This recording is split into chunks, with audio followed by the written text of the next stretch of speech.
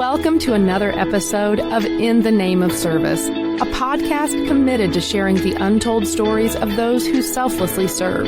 Each episode features an interview with men and women who have been called to a variety of service-focused roles, such as the military, law enforcement, ministry, volunteering, and more.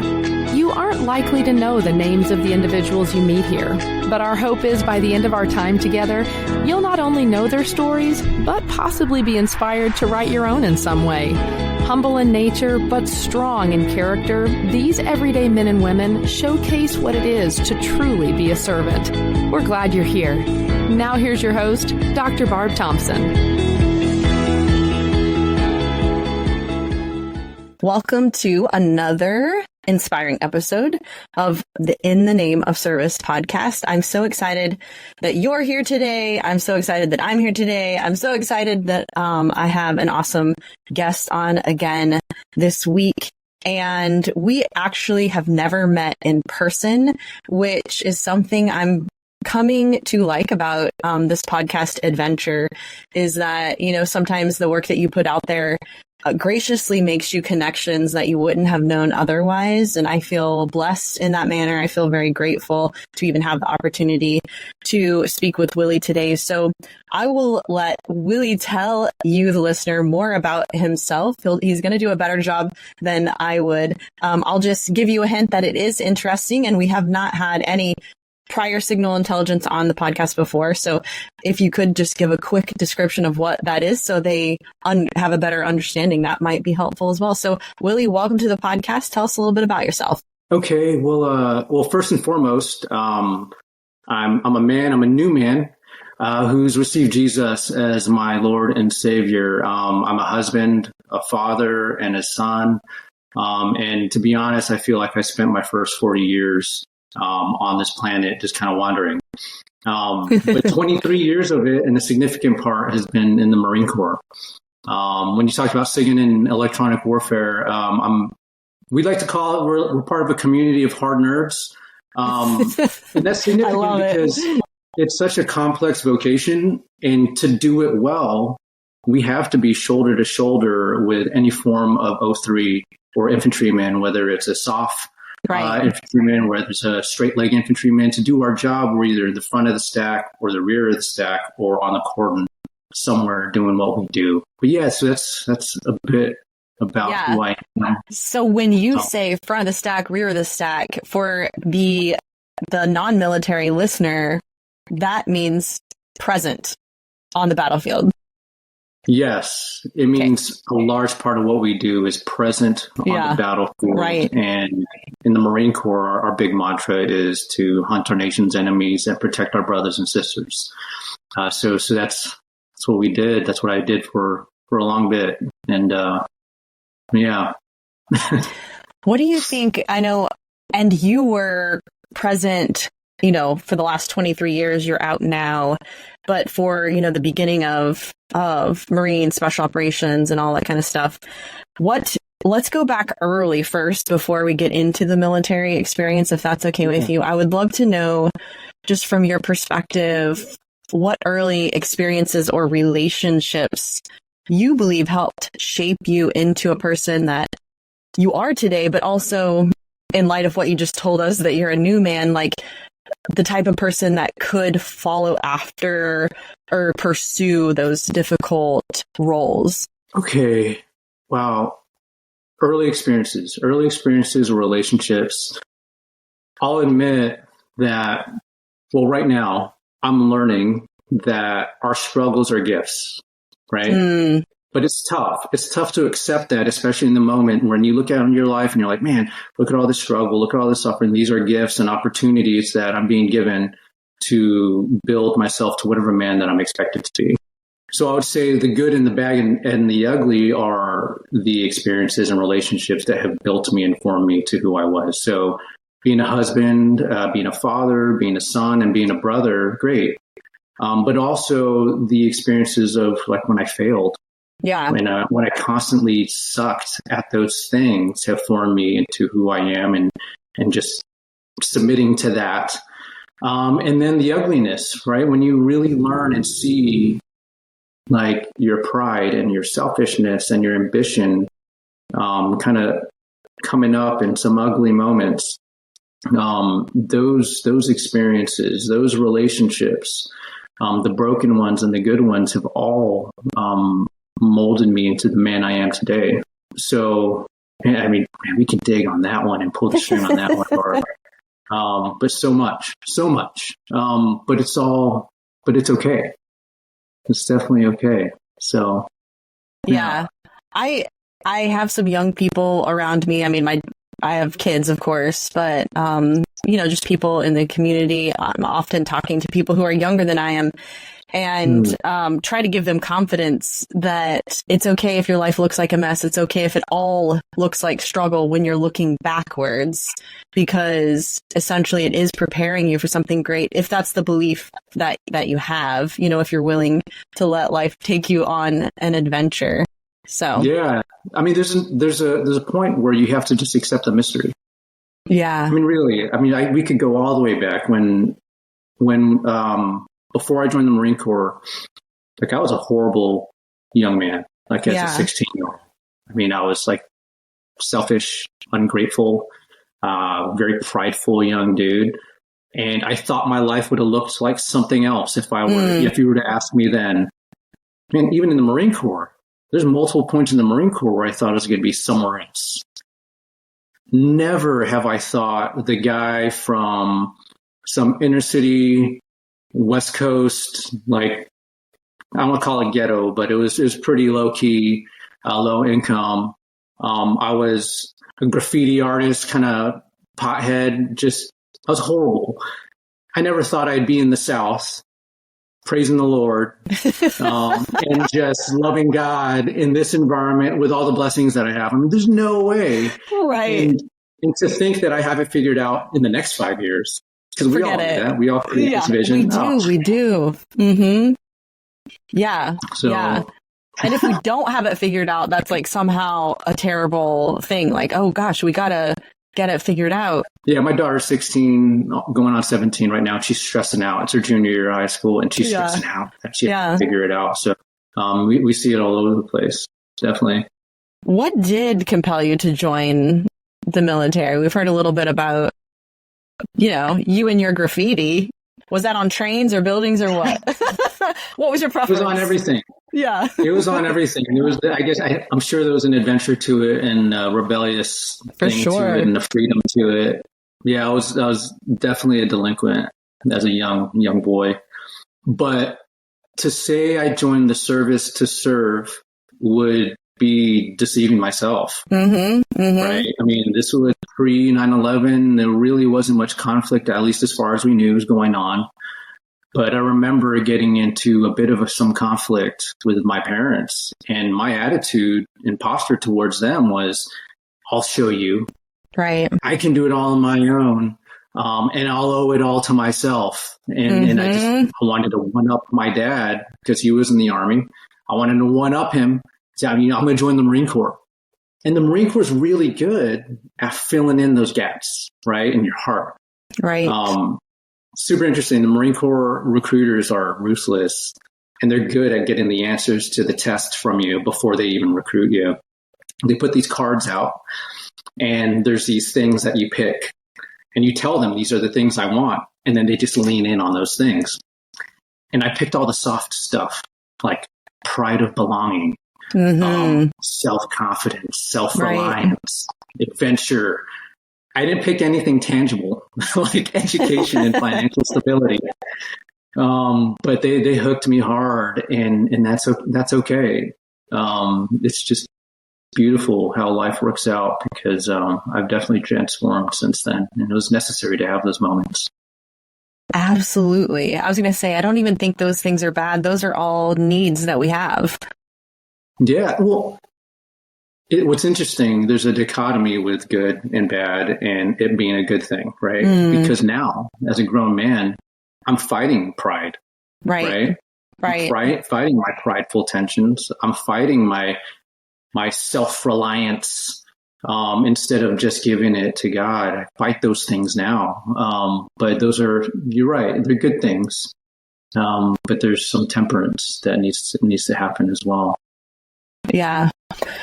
So reflecting, impossible question, by the way, that I'm getting ready to ask you, because 23 years is a really long time. And I don't want to pretend that it all kind of melts into one experience. I know that it doesn't. I know that you've had a variety of experiences, and I'm sure a roller coaster of, career ups and downs. But when you reflect on your military service, what pops up now, in your mind as being most significant for you?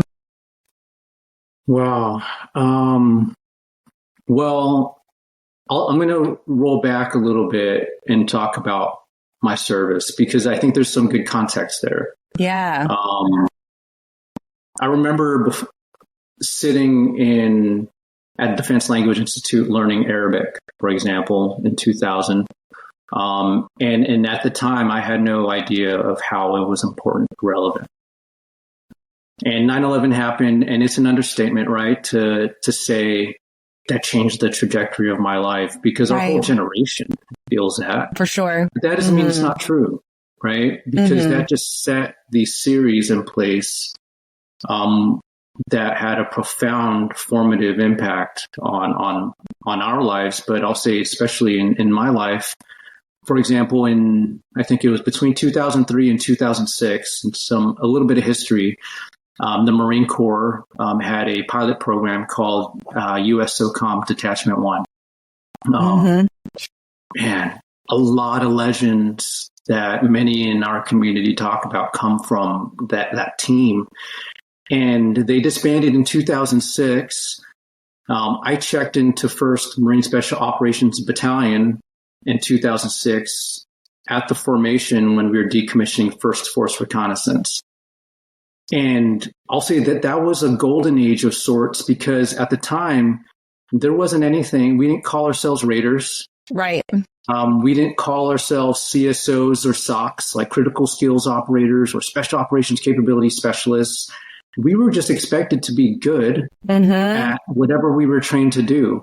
And it was more about performance than titles and MOS titles and billets and names. And to be honest, we were all trained to be warfighters. So that period was very formative, very significant for so many reasons. The culture of toughness, the culture of mission accomplishment, innovation, which just paired with failure. Right. And it was special. So we could pull the string on that, like you said, all day long. But at the end of the day, the most significant part, and I think you'll see a trend in this, is that it's the relationships. But I think what we don't commonly say, it's that it's not just the people and the relationships and the friendships and the brotherhood, but it's the men we lost. Right. It's even the broken relationships that are very significant during that time, because there's casualties to living a life that is so dedicated to warfighting. Right. It's definitely a thought experiment to explore if it's even compatible, right, with how we're called to live our lives naturally. But we do it, and it's okay, and we learn so much. So that was very significant. The people, definitely the people. Yeah, you're right. I do hear that. I just want to sit for a moment with the thought, and maybe I'm just foot stomping it. I don't know. Because even when I think about my own service, I'm not a warfighter. I support the warfighter, or did. But in my singular focus, there have been, like normal people, I feel like, keep friendships, and don't move away from home and things like that. Some of the things that you give up to live that lifestyle. You're right. They are casualties. And it is different than other times in history when you wouldn't be expected to also kind of live a normal life and be in these other roles. Yeah. So yeah, a lot of dual and complex roles come up for today's warfighters. And I know that there's a lot of people that can identify with that. What do you think was most difficult for you? Also, like, impossible question, because I'm sure there were many, many difficult situations or scenarios, but. Yeah. Oh, wow. So, the most difficult part of all of that is when it all falls apart. Right? Yeah. What do you mean? I think also, you spend so much time forming a heart and mindset of service, right? Where you're not working for a living, you're living to work against something that is so important, right? To take lives, save lives, hunt our nation's enemies, and protect my brothers and sisters, that it is very easy to wear that, right? And not even just wear it, but make it who you are. And that's okay. That's okay. I think it makes us very effective at what we do. But like you were mentioning, there's all these other roles that are casualties. It's not just people, but there's roles. And when I say that the most difficult part is when it falls apart, is that, I think it's inevitable, but for me, it happened, where I found myself in just a super low moment where I felt I sucked at everything. Yeah, right. Like I failed at everything. I remember, and maybe this, I'm sure this resonates with a lot of guys. And like, I really remember the feeling of my own 45, right, against my tongue, and the feeling of it just shoved into the roof of my mouth. And I remember the taste of the CLP and the gunpowder. And I remember the sounds, of this shouting match with my wife, and my daughter crying, probably thinking it's her fault. And you go through this moment in your head, man, I suck. I failed as a husband. I failed as a father.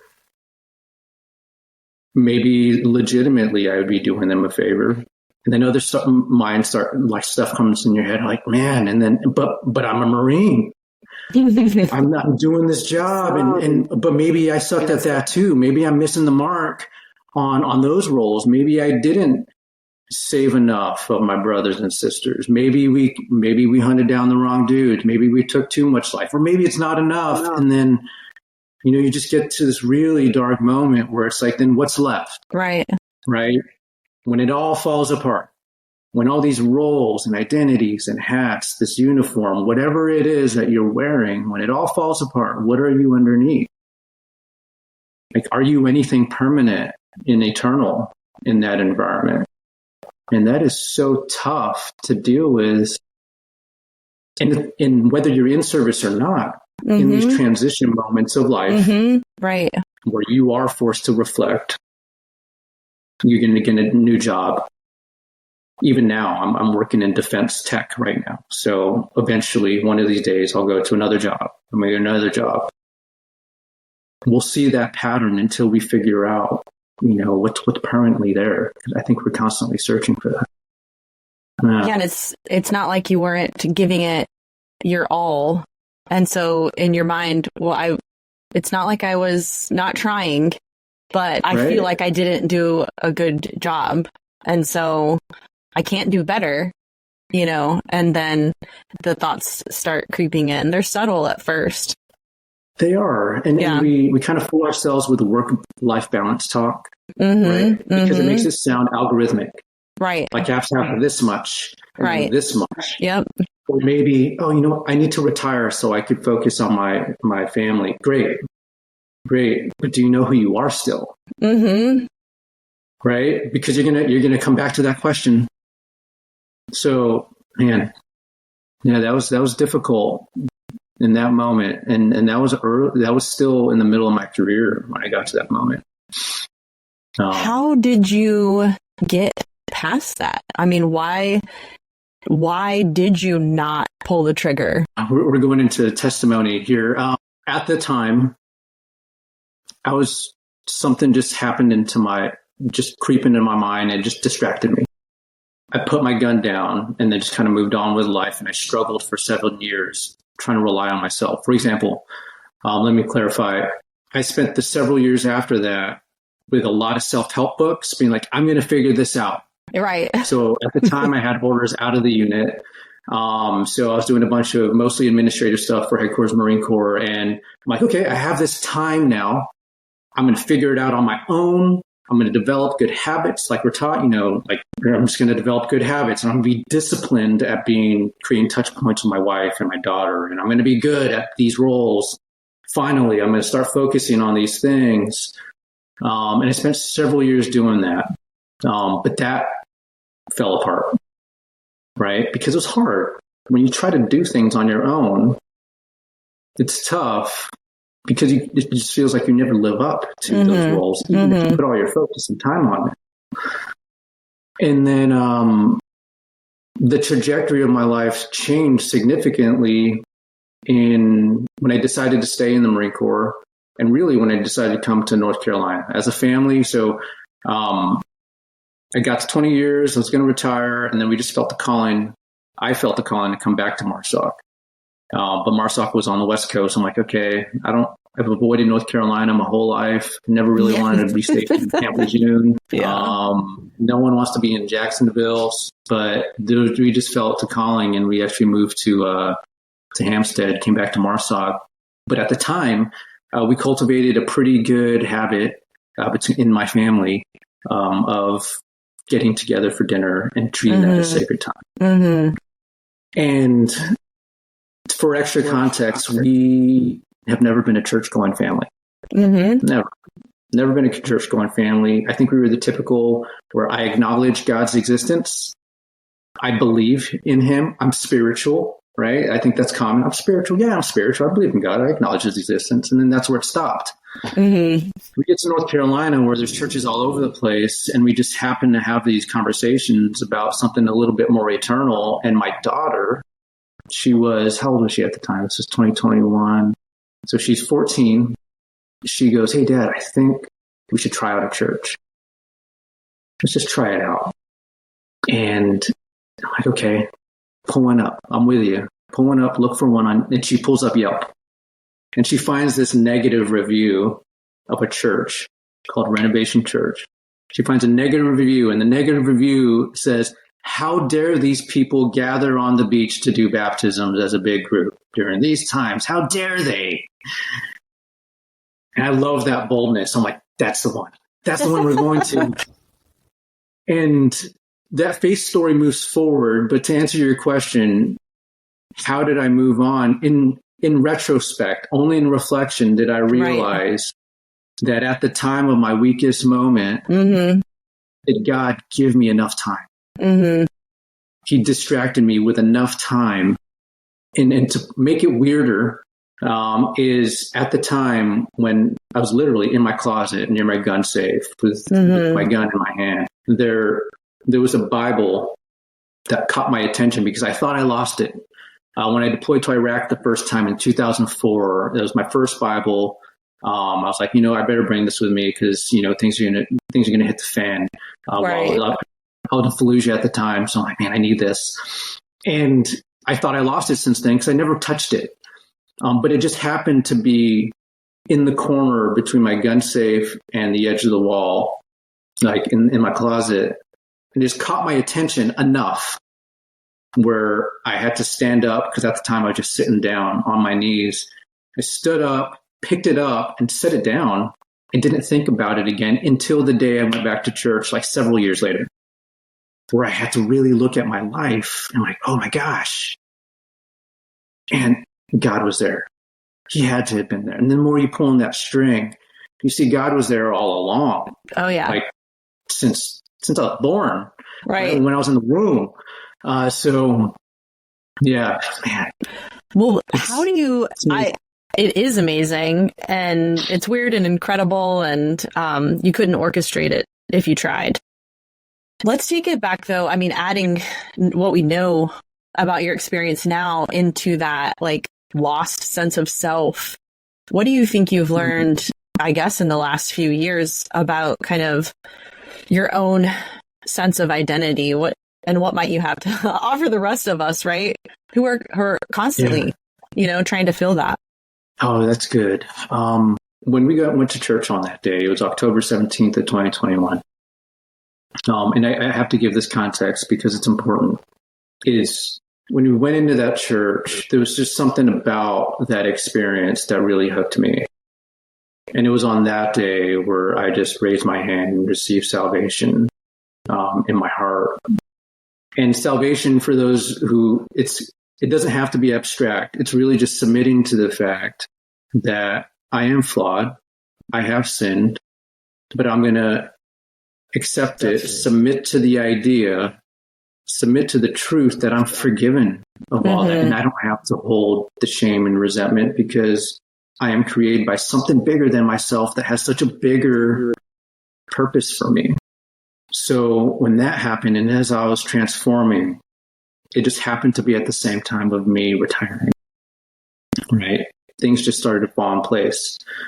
My wife eventually came in and she has her own testimony, and that was just a miracle that she started coming to church with us. We attended a marriage coaching seminar, which was a whole nother approach because we've been to plenty. My daughter gets baptized on the beach the following summer. I get baptized. My wife raises her hand for salvation. I started getting involved in overseas missionary trips, which is who are you? Amazing. Yeah, who am I, right? And this is quick. 2021 till now. I get involved, and this is what I'm trying to get to, is that I get involved in that ministry, but then I get involved in our teen and youth ministry, right? Where I'm being assigned 11th and 12th grade young men, right? 11th and 12th grade young men to disciple. And we talk about, right now we're talking about identity. And it's just so important. And it's just amazing how these things have converged. So I just have to give that context. Yeah. Because identity, as you asked, we all know that it's important. I think that's very pragmatic. Identity is important because I need to know who I am in order to know what my purpose is. And that's very important. But I've learned through the experience that God gave me, right? Through the struggle that God gave me, through that arena that he put me in to develop certain skills and habits and proclivities, I've learned that you can put on all these identities, but until you know who you are internally, like eternally and internally, can you really move forward, right, towards that purpose? It's just so important to know. For example, first of all, let's be real. In the SOF community, especially in the Marine Corps SOF community, we knock conventional Marines. We just do. Just to be real. Cookie cutter, everything is covers good, everything, and we make fun of that. But when I look back, at least for me, when I look back at my service, I am never I've never been as much of a motard, super moto Marine. I'm I got a couple red retirement hats, right? And that's great. And you can wear those, you can wear it all day long, but knowing who I am eternally is so important because those things are so temporary. They're so temporary, because who you are really is the process, right? So check this out. I think people will go to image of God first when they talk about identity. But I've come at it from a whole nother, I was blessed to come at it from a whole nother angle that at least makes sense for me and my family. Yeah. There's a piece of scripture. It's 1 John 4:8. 1 John 4:8 is whoever does not love does not know God because God is love. Right. And that sounds cool. It's 3 words. God is love. I'm oh, that sounds so cool. I believe that. Right. But what does that even mean? Right. It does sound really good. Yeah, it does. And then when you break it down and you're wow, well, to love is to care about someone so much that as if they are a part of yourself. Then you have to ask, well, what if I don't love myself? It's well, and then you have to realize, well, it's not up to you. Like you are not the source of love. Right. You can't conjure it. Yeah. And that's the problem with a lot of our society. You think you can conjure love, like you can create it. No, you have to receive it. You receive it from God. You receive it from life. You receive it from the existence we have. So if that's true, if I receive it, because it's a gift, it's not something I have to earn. It's not a reward. That's right. Right? If I receive it and I am the image of God, then I'm like this mirror that reflects it to other people. Mm-hmm. But that's just not, I'm not you. You live that out differently. So the real question is not about identity, because I know who I am. I'm the image of God. I am an image of God, a flawed one. But the real question is, how do you live out your identity? Yeah. Once you capture that I am flawed, but forgiven image of God, that I can be imperfect and forgiven at the same time, we should be asking ourselves, hey, how do you live out your identity? Right. How do you do it? And then, man, that's a whole other journey of exploration. Yeah.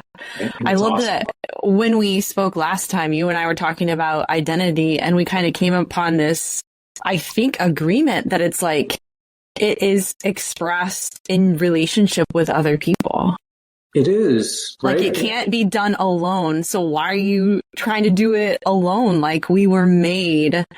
Yeah, like you said, that mirror, like even that, okay, if you're going to be a reflection, well, someone else is seeing that, so you're in relationship with at least another person. But yeah, I mean, I think all the good traits in life, all the good parts of life, like joy, patience, caring, kindness, all have to do with someone else.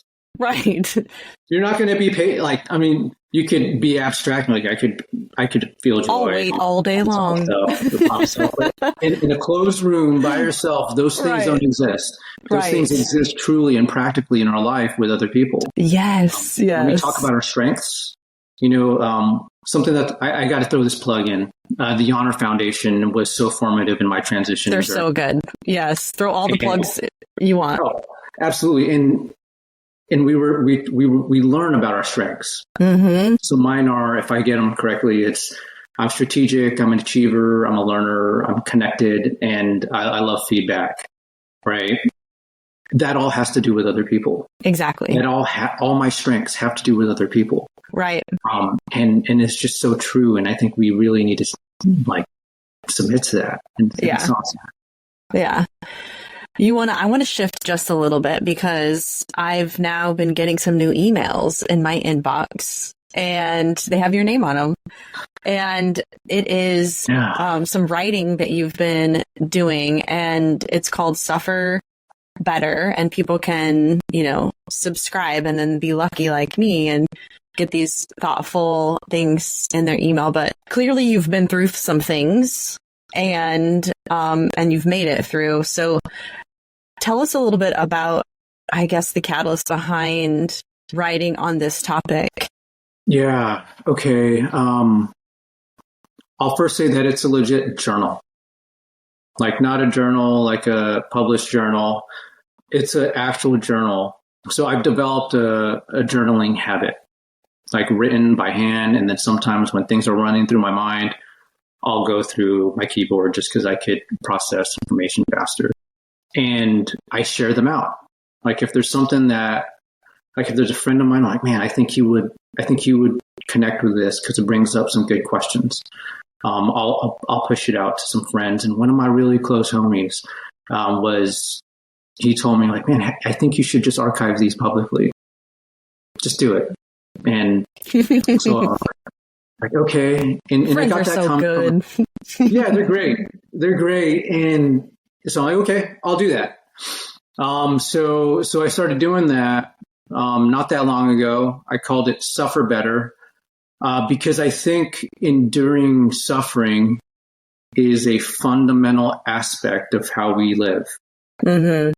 Like we endure those things in order to build perseverance, in order to develop our character, and to find hope. Like you need those things. You need to wrestle with things. So I created that Substack. I don't know exactly how Substack works, but I created it and I started posting a couple things. And what I'm hoping is that you'll see struggle, that you'll see that wrestling with questions. And I'm hoping that, people can engage with it. And if not, I'll still do it and archive it. But yeah, that's what it is. Yeah, it's not if, but when. I think we all suffer. At first, when you hear the word, it's like, oh, avoid at all costs. But we all suffer, whether it's, internally or relationally. There's a million ways that we suffer. It's not a matter of if, but it's like, if I can have some tools on that, then that is practically helpful in the short term and eventually can make a huge difference in the overall impact and, trajectory of your life. I know just hearing someone else's thoughts or story makes me feel less alone. It makes me feel like less of a failure. It makes me feel more normal, and all those things bring hope. So even though it has the word suffer in the title, I truly believe that it brings hope. I think it does. Yeah, absolutely. I think, what I would hope as well is that we find these moments like this podcast where you do feel that you can go shoulder to shoulder with someone, be in their thoughts, learn from them, and do life together. Right? And that's essentially, I guess, what I'm trying to contribute to. Right. Is that effort. Let's say, I know you're doing a lot. You're involved in a lot. Obviously, we're talking about your writing, what you're doing in ministry as far as, missions trips and some mentoring and discipleship with youth. But let's say that someone listening to your story today, they have a desire of their own to contribute, in a way that's bigger than themselves. They want to express their identity with others, right? And be in community somehow. They want to be active in relationships, but they don't know where or how to get started. Maybe they're still struggling. They don't know, they haven't been through a program that tells them their strengths and how to express those. What might be your advice for them? Oh, wow. So there's a couple things to that. And it's a reflection of my own journey, I guess, is when I decided to join the service or one of the services, you kind of have to ask someone, do you desire to serve, or are you going to join the service? Do you desire to do whatever in ministry, or is this like a retreat for you? Right? Because I think we have to be honest with ourselves, but also give ourselves some grace into the fact that maybe I want a heart of service and I'm looking for an opportunity to develop that. So good.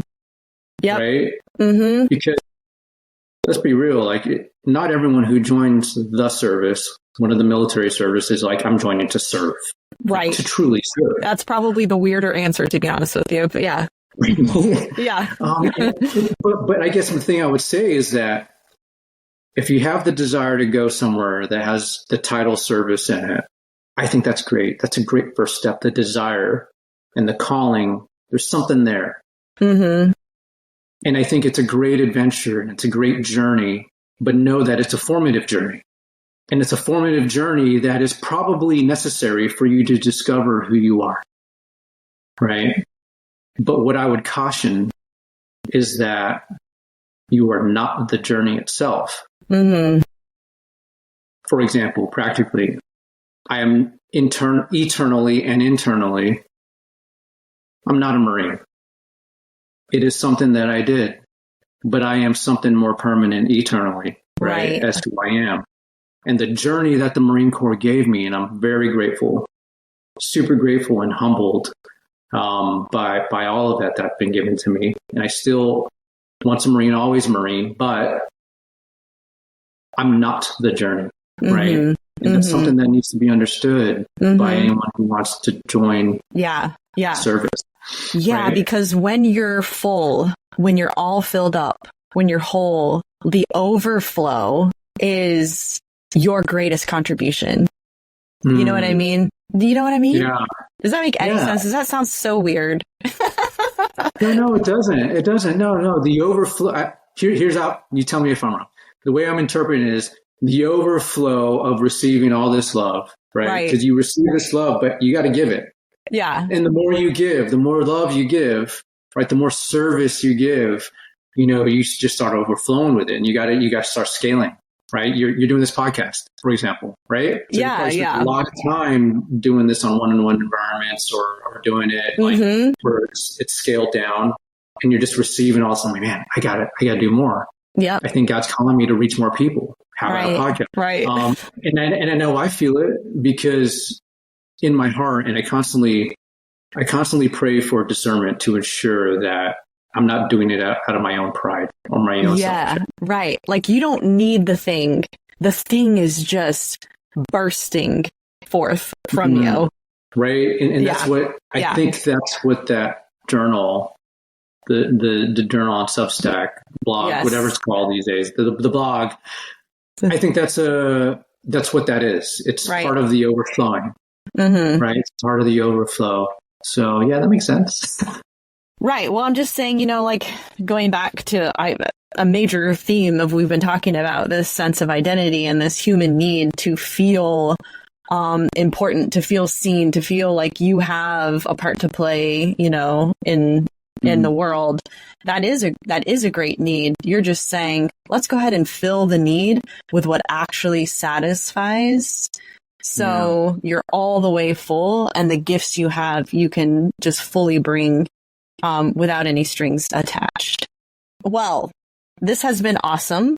I hope that I don't know, you've enjoyed, this conversation. I know I did. Yeah. I've enjoyed meeting you and just having this connection. And I know people will be blessed by hearing from you and reading more from you. So I'll encourage them to do that in the show notes.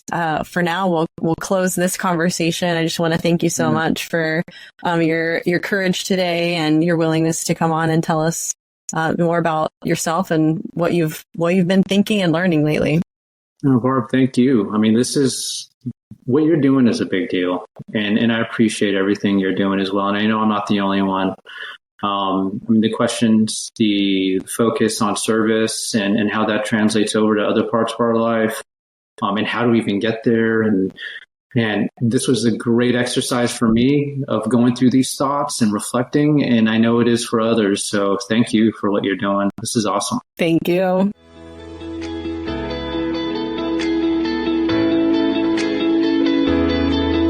Hey everybody, thank you for joining us for another incredible episode of In the Name of Service. If you enjoyed today's episode, please like and subscribe. And of course, feel free to share with those you feel would like to be inspired. Have a difference maker in your life that you'd like to see featured? Reach out to Dr. Barb Thompson at inthenameofservice@gmail.com. We'll see you next time.